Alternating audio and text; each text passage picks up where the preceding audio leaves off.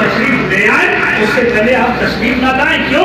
کوفی شروع سے کوفی ایک وقت روزے قدر سے ہمیشہ انہوں نے غداری کی ہے.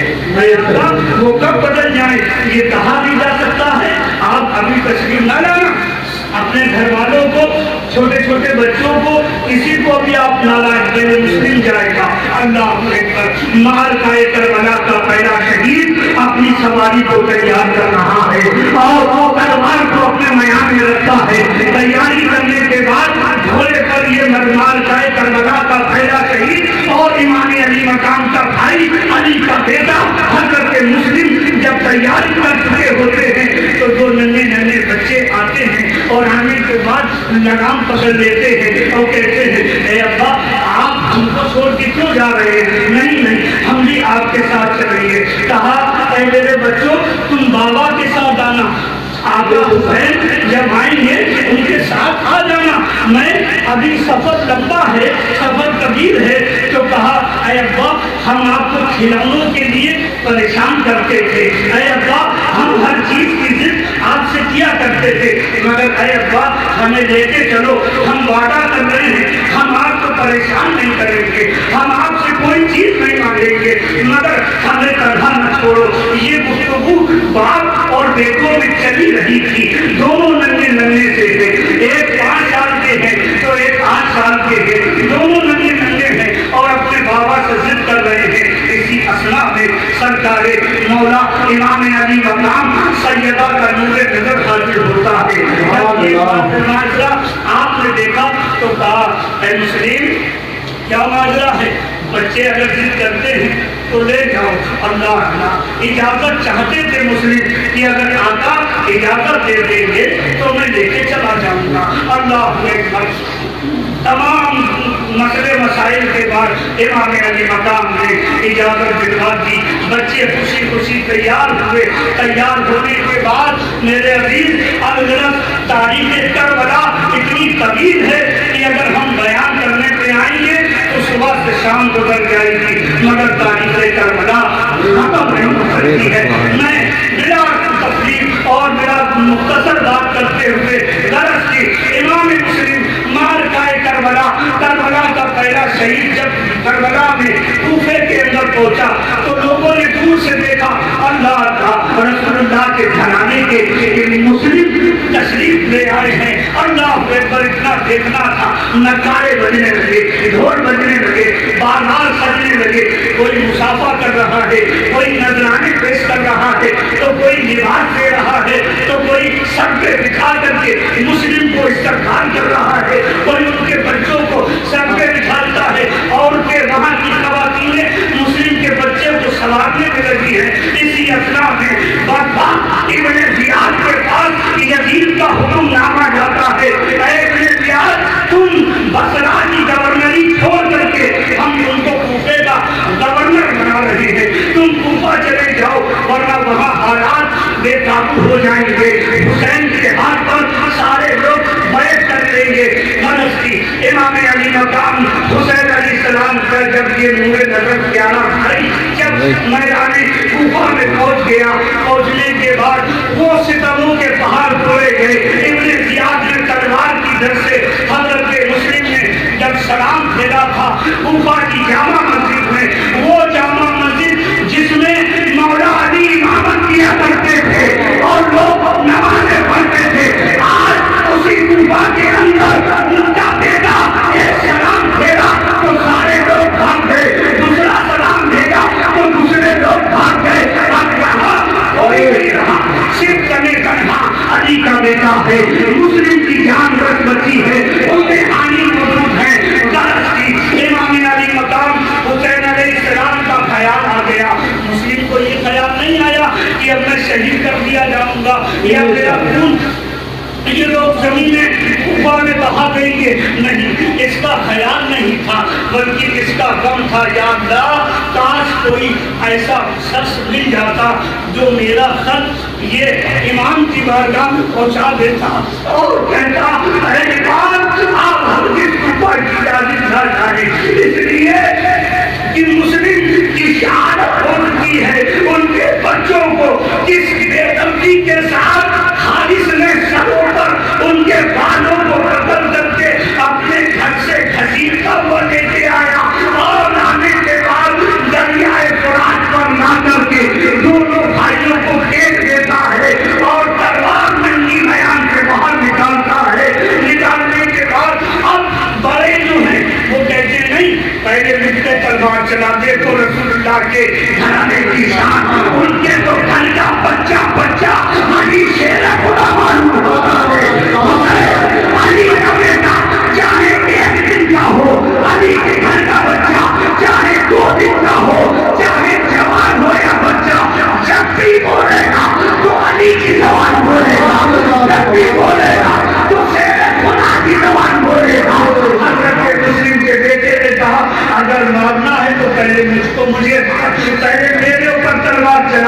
اب وہ سوچو پنج میں کون ہے؟ حارث غدار سوچو پنج میں ہے، اور خوشی یہ مناتا ہے کہ ان دونوں کے سروں کو جب میں جدا کر دوں گا تو یزید ابن زیاد مجھے ڈھیر سارے انعامات سے نوازے گا، وہ تو اس خوشی میں ہے۔ اب دیکھیے کہتے نہیں ہیں کہ ایک ہی گھر کے اندر، ایک ہی چھت کے اندر دو فریق ہوں، اب کس کو جنت ملے کس کو دوزخ ملے، یہ تو نصیبے کی بات ہے۔ اب حارث تھا کون؟ حسینی خون کا پیاسا، اور بیوی کون تھی؟ آل رسول کی سرداری تھی۔ اس نے کہا اے بدکار بدتمیز شوہر، تو میرا شوہر ضرور ہے مگر خدا کے لیے کو گھر سے گھسیٹتا ہوا نہ لے جا، تو اپنی عاقبت کو خراب نہ کر، اور تجھے معلوم نہیں یہ رسول اللہ کے گھرانے کے ہیں، تجھے معلوم نہیں ہے یہ اہل بیت ہے۔ ارے بدکار تجھے کتنا انعام چاہیے، میں خود مل جاؤں گی یہ خاطر، مگر میں تیری حوث کو پورا کروں گی، مگر تو ان کو چھوڑ دے، ان کو مدینہ جانے دے، ان مظلوموں کو نہ سزا، حتیٰ کہ ہر چند کوشش کرنے کے بعد وہ کبیرہ سیدہ کی کبیرہ ناکام رہ گئی۔ کیوں؟ اللہ کو کچھ اور منظور تھا۔ اسی اثر میں حارث نے سب سے پہلے قتل جس کا کیا وہ اپنی بیوی کو قتل کر ڈالا۔ کیوں؟ بیوی اہل بیت اطہار کے پھولوں کے آڑے آ گئی۔ اس کے بعد کہا اے اللہ مجھے غم لگتا ہے کہ کل قیامت کے دن رسول اللہ سیدہ کے سامنے مجھے شرمندہ ہونا پڑے کہ میرے گھر سے بچے گھسیٹے گئے۔ یا رسول اللہ میں نے پوری کوشش کر ڈالی ہے مگر میرا بدکار شوہر آخر اس کے قسمت میں جب جہنم ملی ہے تو میں کیا کر سکتی ہوں۔ اللہ روتے لگتے اس خاتون کی روح برباد ہو جاتی ہے۔ اسی اثنا میں نہر فرات پر دونوں بچے کھڑے ہیں اور دونوں چپکے ہوئے ہیں، ایک دوسرے سے چپک گئے ہیں۔ اب کہیں پہلے مجھ پہ چلا، وہ کہیں پہلے مجھ پہ چلا، تو بدکار کہتا ہے کہ میں تمہاری دونوں کی خواہش ایک ساتھ پوری کر دیتا ہوں۔ علیدہ نے ملت اسلامیہ الغرض دونوں کے اوپر کچھ اس ناہنجار نے اس انداز سے تلوار کو چلایا کہ دونوں کی گردن کٹتی ہوئی چلی گئی اور دونوں لوگ بارگاہ رب العلا کی جانب ان کی روح برباد کر گئی۔ انا للہ و انا الیہ راجعون۔ میرے عزیز پھر اس کے بعد یزید بدکار کا یہ نمائندہ اس نے حضرت مسلم کے بیٹے محمد اور ابراہیم کے لاشے کو دریائے فرات میں پھینک دیا۔ بے گور و کفن دونوں لاشیں دریائے فرات میں بہتے رہے۔ اب قصہ مختصر، امام کوفہ کی جانب جب آ گئے، قافلہ لے کے پہنچ گئے، خبر دینے والوں نے دے دی تھی کہ مسلم کی شہادت ہو گئی ہے۔ امام اب آپ آگے نہ بڑھنا، تو میرے امام نے فرمایا نہیں، اب تو ہمارا مقصد اور بھی مضبوط ہو چکا ہے، اب تو ہمارا منصب اور بھی مضبوط ہو چکا ہے۔ آخرکار کربلا موعظہ کی سرزمین پر یہ حسین اپنا قافلہ لے کر کے پہنچ گئے۔ پہنچنے کے بعد ایک سے لے کر کے 60 طرف جب 7 تاریخ گئی، یعنی تمام جنگیں ہوئی، علمبردار سے بھی ہوئی، علی اکبر سے بھی ہوئی، قاسم سے بھی ہوئی اور محمد سے بھی ہوئی، عباس لڑے، بغاوت لڑے، خون لڑے، جنگی لڑے، تمام کا کسان لڑے، آوان انصار سب سے پہلے لڑے اور لڑنے کے بعد جامع شہادت نوش کر گئے۔ الغرض 7 محرم جب آئی تو یزید کی طرف سے اعلان ہوا اے ابن زیاد پہلا لڑا تو کہاں؟ دریائے فرات پر ایک پانی کا بھی قطرہ حسینی خیموں میں جانا نہیں چاہیے، اگر چلا گیا تو تمہاری خیریت نہیں ہے۔ کیوں؟ کیونکہ وہ ہاشمی گھرانے کے جوان ہیں، اگر ایک بوند بھی مل گئی تو یاد رکھنا قیامت نازل ہو جائے گی۔ میرے ماجا نے لکڑی کا نہیں، بانس کا نہیں، پھٹے کا نہیں، میرے خواجہ نے چاندی کا تازیہ بنایا، چاندی کا تازیہ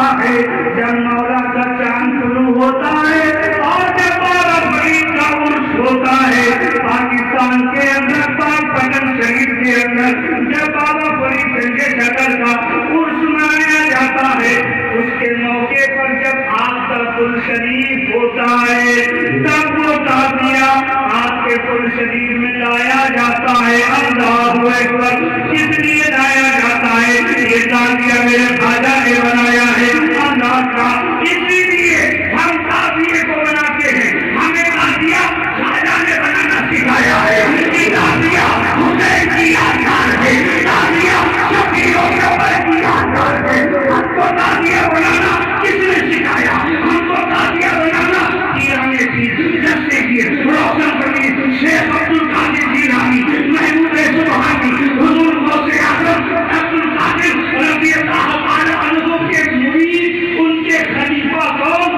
حضرت عبدالرزاق باصری علیہ رحمہ کون ہیں غوث اعظم کے خلیفہ ہیں آپ کیا لکھتے ہیں خبردار کسے خبردار کر رہے ہیں بندو خبردار ہو جاؤ اے لوگو تعزیے کو کوئی کاغذ اور پنی اور کھپاچ کا نہ جانے کیا کہا تعزیے کو کوئی کاغذ اور پنی اور بانس کی لکڑی نہ سمجھے اس تعزیے کے اندر شبیر و شبر کی بو آتی ہے سبحان اللہ سبحان اللہ ہم کہتے ہیں میرے آقا غوث اعظم کے خلیفہ کہتے ہیں اس تعزیے کے اندر شبیر و شبر تشریف لاتے ہیں اللہ اللہ یہ یادگار حسین ہے اب بتائیے کون ہم ان کی مانیں گے ہم ایران پیر کی مانیں گے ہم غریب نواز کی مانیں گے اس لیے اگر کسی کو کتاب دیکھنا ہے تو کتاب کا نام بھی نوٹ کر لو کرامات رضاقیہ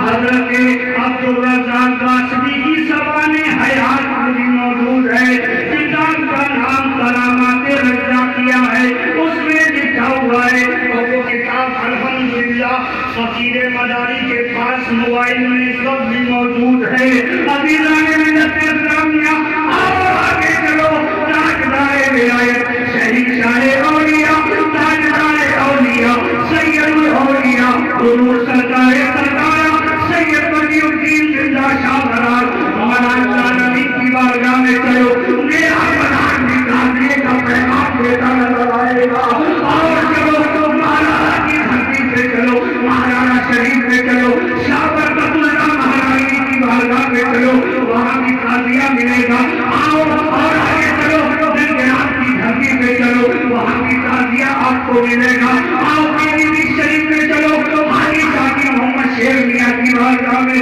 وہاں بھی تعزیہ آپ کو ملے گا انگلی اٹھانے والوں تعزیہ کہاں سے بنا کرو گے تعزیہ اولیاء اللہ نے بنایا ہے تعزیہ پیر ولی اٹھاتے چلے آئے ہیں تعزیہ خانقاہ نیازیہ بریلی سے بنتا چلا آیا ہے ارے تعزیہ کو بند کرنے والوں تم مٹ جاؤ گے مگر حسین کے دیوانے یا حسین کہتے رہیں گے یا حسین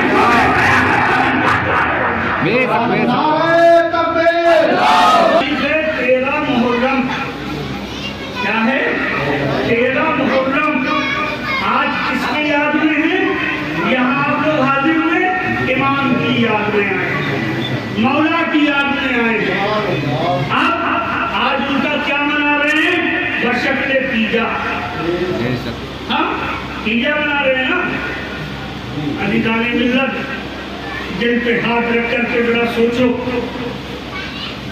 جن پہ ہاتھ رکھ کر کے خیال کرو جب ہمارے گھر سے کوئی چلا جاتا ہے ہمارے گھر میں کوئی انتقال کر جاتا ہے تو ہمارے دلوں پہ کیا گزرتی ہے ہمارے اوپر اس غم کا اثر کیا ہوتا ہے جب ہمارا کوئی اپنا دنیا سے چھوڑ جاتا ہے تو یہ تو اسی سے پوچھو جس کا جا چکا ہے اس کو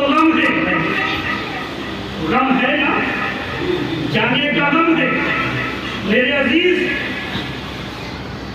حافظ گنج میں رہتے ہیں آپ पैदा हुए, बड़े हुए, बुजुर्ग हो गए, उम्र के आखिरी पड़ाव पर पहुंच गए। अब कोई ये कहे जनाब तुम्हें हाफिजगंज छोड़ना पड़ेगा, तुमको हाफिजगंज छोड़ना पड़ेगा, तो तुम कहोगे ऐसे कैसे, हाफिजगंज कैसे छोड़ देंगे? भाई यहाँ पैदा हुए हैं, यहाँ बड़े हुए हैं, हमारे बापू अजदाद यहाँ रहे हैं, अब हम हाफिजगंज कैसे छोड़ देंगे? हमारा घर का यहाँ है। तो अच्छा नहीं छोड़ सकते, बोले कतई नहीं छोड़ सकते। आओ, ऐसे हुसैन का मदीना भी है, हुसैन मदीने का रहने वाला है, हुसैन मदीने में रहता है, हुसैन मदीने में पैदा हुआ। आज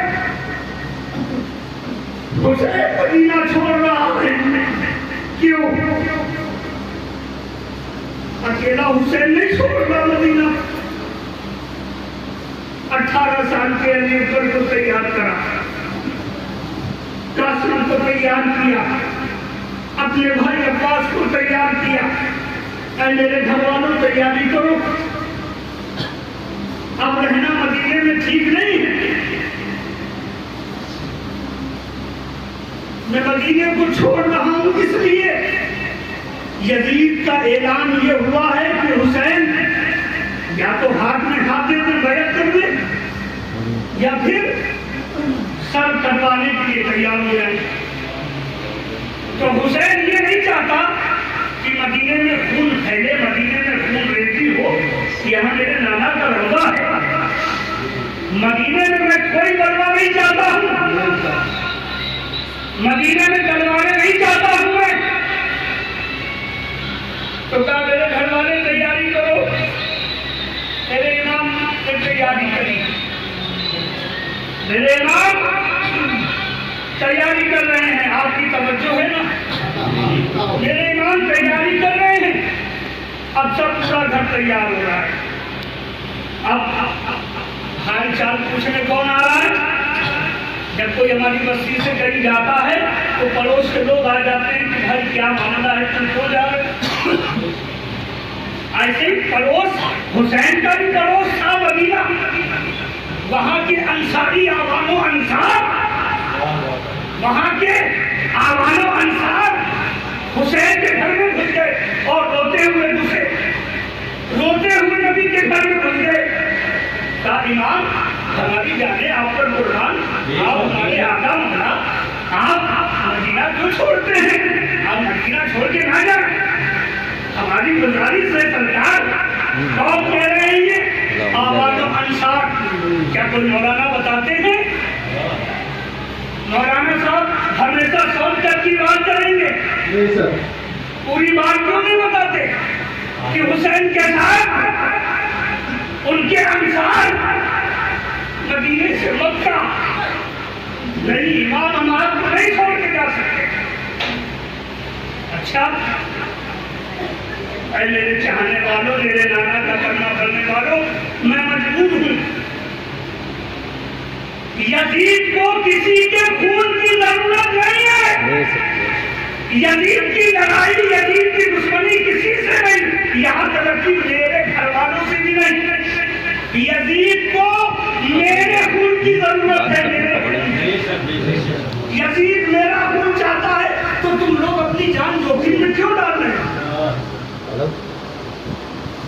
अपनी जान तुम लोग मुसीबत में मत डालो। अगर मेरा सर कट जाने से नाने का दिन बच जाता है तो मुझे सर कटाने दो, मगर तुम लोग अपनी जानों को मुसीबत में न डालो। हाँ, आप मेरे बराबर के शरीक हैं, मेरे बराबर के हकदार हैं। जब कल कयामत का दिन बता होगा, नफ्सी नफ्सी का आलम होगा, जब कोई किसी की न सुनता होगा, आदम भी कहेंगे हाय नफ्सी नफ्सी, ईसा भी कहेंगे हाय नफ्सी नफ्सी, सारी उम्मतें दौड़ती जाएंगी हमको बख्शवाइए, हमको बख्शवाइए, सब कहेंगे हाय नफ्सी हाय नफ्सी। वहाँ किसी को किसी की पड़ी नहीं, न बाप बेटे, न माँ बेटी, न बहन भाई, कुछ नहीं, सब अपने अपने रमज़ में होंगे, बस नफ्सी नफ्सी नफ्सी नफ्सी, हमको हमारी शफाअत हो जाए। उस मौके पे ऐ मेरे चाहने